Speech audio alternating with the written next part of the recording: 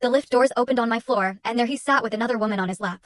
She looked straight at me, laughed with contempt and asked, "Is she your maid?" He instantly froze, let her slip to the floor, and began stuttering nonstop.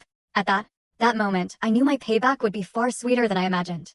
I thought I had it all figured out.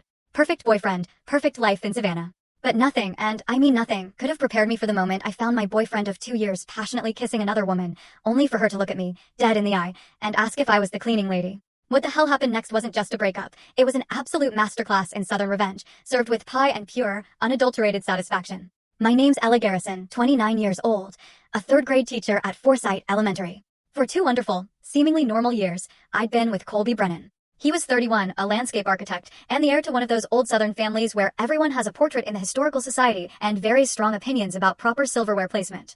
We lived separately, because respectable people wait until marriage, according to his grandmother, Donna Eugenia. She lived in this sprawling antebellum mansion on Bull Street, and let me tell you, Donna Eugenia was the kind of woman who could end your social life with a single, perfectly aimed raised eyebrow at the country club. When she said jump, the entire family, including Colby, didn't just ask how high, they practically launched themselves into orbit.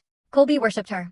His entire inheritance, this beautiful, restored historical home worth millions, hinged on staying in her good graces. Which, in hindsight, made what was about to unfold absolutely, perfectly poetic. It was the Wednesday before Thanksgiving, just a regular afternoon. I left school at 5:30, excited to meet Colby at his downtown office. We had reservations at the Grey, that converted Greyhound bus terminal turned super fancy restaurant where you practically need a bloodline tracing back to the founders of Savannah just to get a table.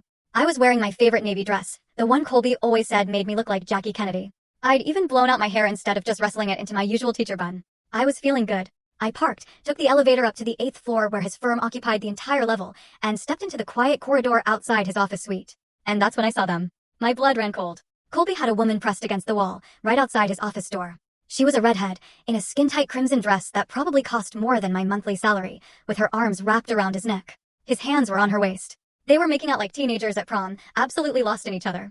I just stood there, frozen. My purse dangled from my shoulder, heavy and useless. My boyfriend of 2 years, the man I loved, was devouring another woman's face a mere 15 feet away. It was a surreal, sickening slow-motion car crash. She saw full story on the channel. Link below. Click now and watch what happened next.